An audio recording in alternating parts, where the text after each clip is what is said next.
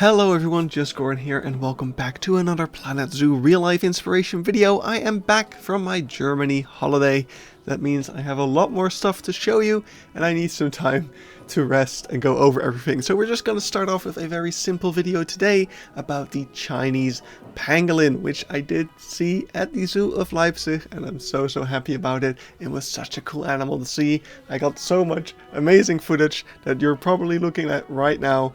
It is just, it was beautiful. A friend of mine told me, you have to go when they're being fed because that's the only time they'll be active. I was there like an hour before and they were super active. At least one of them was like walking all over the place. So that was great. Anyway, the exhibit, right? Because there's only one for this. This is the only one in... No, there's two. There's two zoos that have Chinese pangolin in all of Europe and then two more zoos in other parts of the world. Anyway, the exhibit. So you can approach the exhibit from basically two sides. They are in the elephant house and either you take the front door or the basement door. I don't sure which of these is the actual like main entrance. It's not very clear about that. You can really go either way, whatever you want.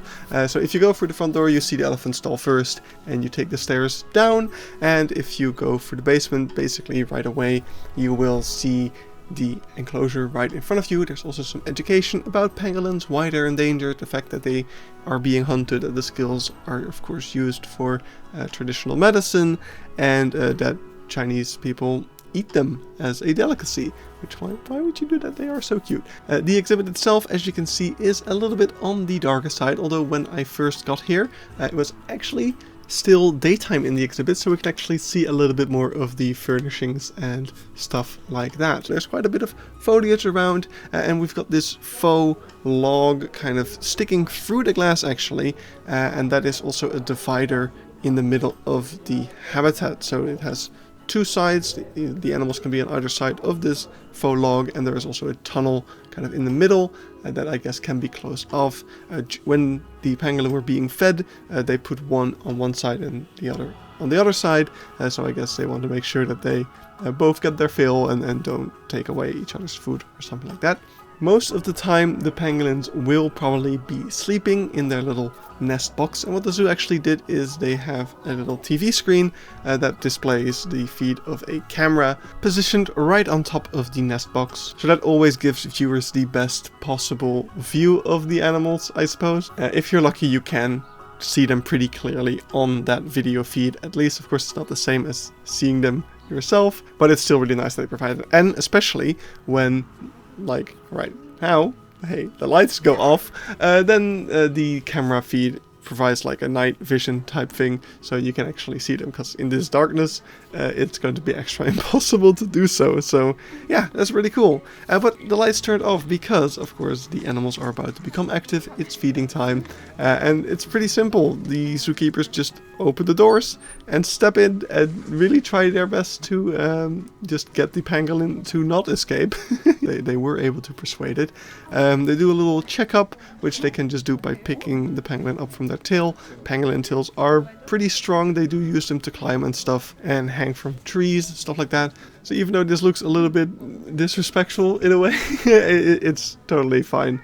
I'm sure the animals don't mind, and it's important to do medical checkups and stuff. And here you can also see them bringing the pangolin to the other side of the enclosure so that the other pangolin can come out and they can do the same things to that one. But yeah, the habitat itself, other than the layout, the tunnel, two sides, plants, climbing frame, nesting box, camera, is not all that special. I will also say that I wasn't a huge fan of the glass and especially the reflections out here, especially when the lights go off. It's really difficult to actually see inside of the enclosure. It would have been cooler to have this animal in a more proper night house, I guess, which the zoo also has elsewhere. Like they have a really great kind of cavern tunnel thing with a bunch of night house exhibits for a bunch of Australian animals.